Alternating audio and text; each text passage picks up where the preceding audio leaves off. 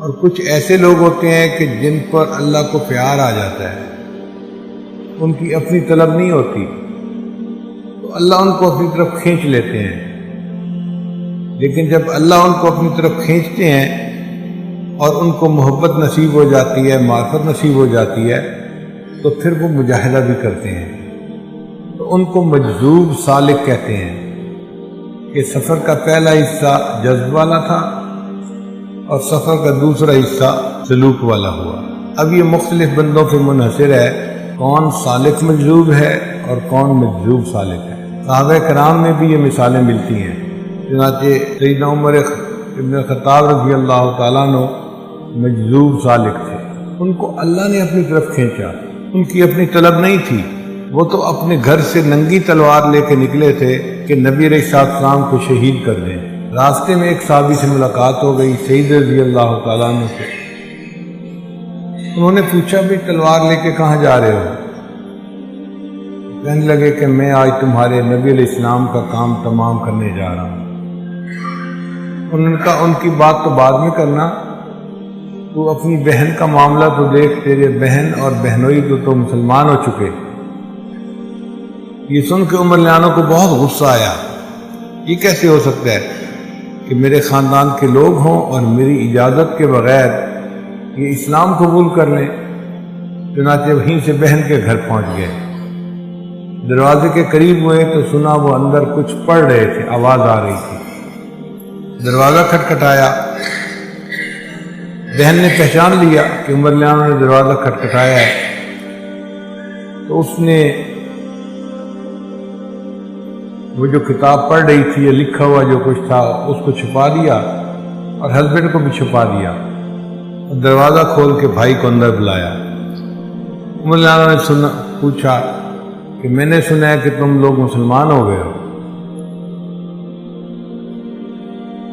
بہن نے کہا عمر اگر اسلام سچ ہو تو سچ کو قبول کرنے میں کیا رکاوٹ ہے؟ بڑا غصہ آیا، اتنی جرأت میری بہن کی کہ میرے سامنے بول رہی ہے۔ چنانچہ بہن کو چاہا کہ میں ماروں، اتنے میں بہنوئی بھی آ گئے، ان سے بھی یہی بات ہوئی، وہ تو مرد تھے بہنوئی۔ عمر لیانوں نے ان پر ہاتھ اٹھایا، ان کو مارنا چاہا، اب بہن نے اپنے شوہر کو بچایا۔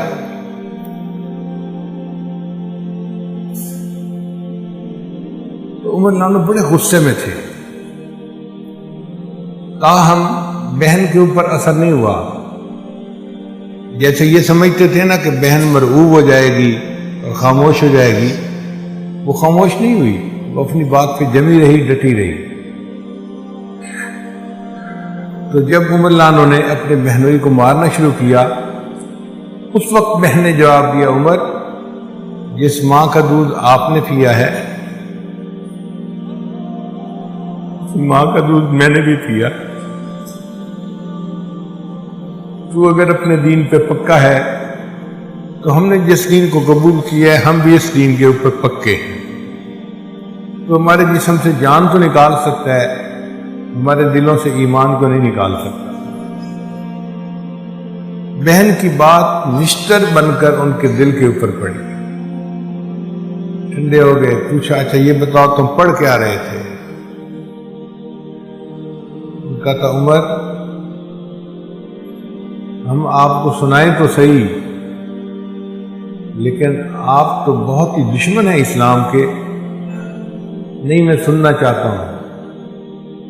چنانچہ جو صحابی ان کو قرآن مجید پڑھا رہے تھے وہ بھی چھپے ہوئے تھے، وہ باہر آ گئے اور انہوں نے آ کے حضرت عمر لیانوں کے سامنے قرآن مجید کی تلاوت شروع کر دی۔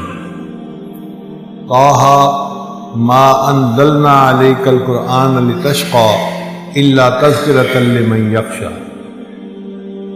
پڑھتے گئے اور عمر لیانوں کے دل کے اوپر اس کا اثر ہوتا گیا، حتیٰ کہ انہوں نے جب یہ آیت پڑھی اننی انا اللہ لا الہ الا انا فاعبدنی واقم الصلاۃ لذکری، تو عمر لیانوں یہاں تک پہنچے تو دل کی حالت بالکل بدل چکی تھی۔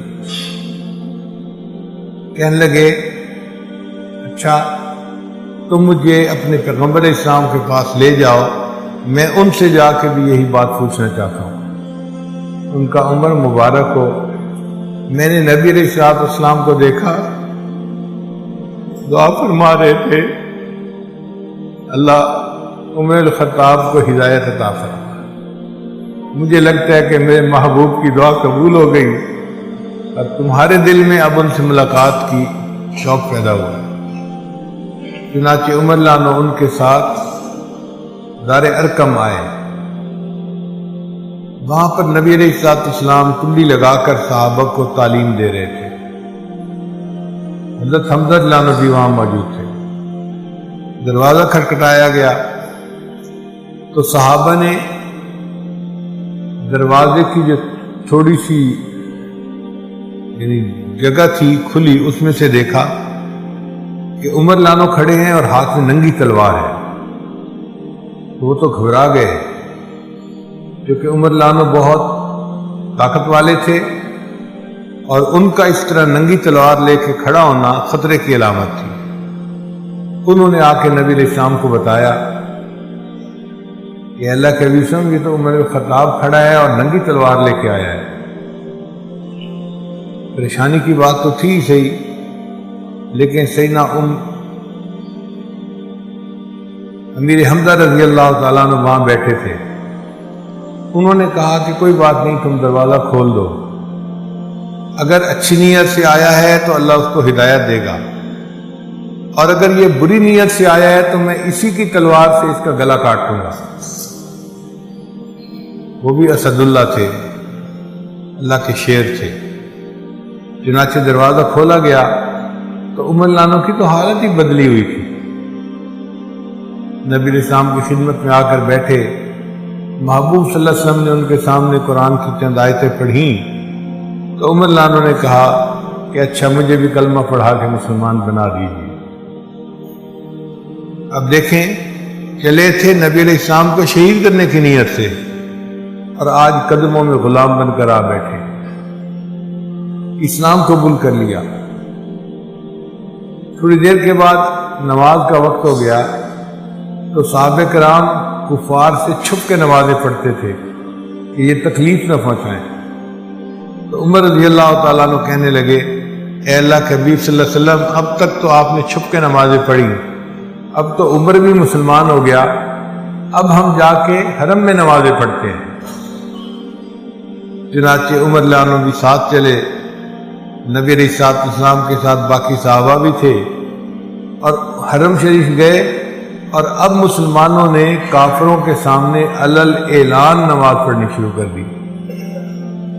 تو ذرا غور کیجئے کہ یہ اللہ تعالیٰ کی طرف سے عنایت کی نظر تھی کہ وہ بندہ جو ہدایت کا طلبگار ہی نہیں تھا، اللہ نے اس کو ہدایت کے نعمت سے نواز دیا۔ تو یہ جذب کہلاتا ہے۔